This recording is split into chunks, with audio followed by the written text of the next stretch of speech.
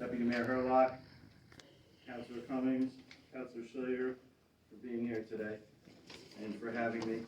I would also like to thank Deputy Chief Todd Conforti for asking me to be here today. Also, Councilor Sandberg in the back. It's an honor to be here. I'm very proud to represent the veterans of Montclair and to represent the Montclair Police Department and all the veterans I served with there. As you heard, I was on active duty for 3 years and in National Guard for 6 years. I actually joined the Army this summer between my junior and senior year of high school, and then left, supposed to be after graduation. I left 2 days before graduation because I mistimed it. At that time, very few people were joining the military. However, it was something I always knew I wanted to do, just as I always knew I was going to be a police officer. Not only did the service mature me, but also instilled in me a sense of duty, discipline, and leadership skills that I used later throughout my career. Service to country and township is certainly not something unique to me.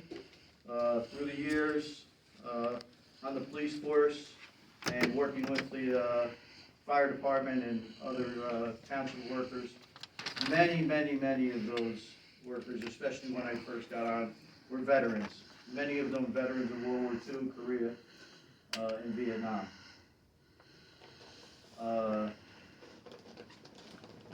They served during peacetime and war, and they were very much mentors to me throughout my time. I also served with a lot of veterans during my 28 years, who are, some of them still on the police force. And as I got older on the police force, we started to get more veterans, which was something I was very happy to see. In fact, Montclair Police Sergeant John Frank Fixlin gave his life in combat in World War II.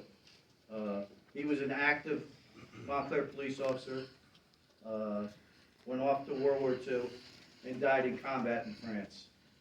So I'd ask us all to have a moment of silence for him and all the veterans that have passed away.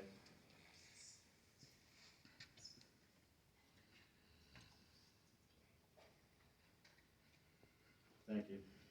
And I thank all of those that I served with, worked with, for their service during that time. As many of you know, no doubt, I come from a very large family in Montclair. In that large family, there was a lot of my uncles and cousins that served in the military. These were my role models growing up. Men that I looked up to, and they proudly served as veterans, as they were very proud Montclair people, as my entire family was. They served in World War II, Korea, Vietnam, Desert Storm, Afghanistan, Iraq, and in peacetime. I would especially like to recognize my uncle Albert Belafato, who I never got to know, who died in World War II in a kamikaze attack near the Philippines. I thank them all for their service, and I thank them for helping me to become the man that I am. And finally, to my fellow veterans, it doesn't matter when you served or where you served, it's because you served that we are free. I have always taken my service very seriously. I served my country, I served my state in the National Guard, and I served my township in my 28 years in the police force. I've always been proud to be a veteran and proud to be a Montclair police officer. I am truly humbled that I was allowed to speak to you all today on this Veterans Day. Montclair will always be my hometown, no matter where I live. My wife is constantly correcting me when I tell people I'm from Montclair, because I haven't lived there in a few years. I thank you all very much. And again, thank you to all the veterans that served or are serving. May you always be safe. And to all those who played the ultimate sacrifice, may you continue to rest in peace. Thank you.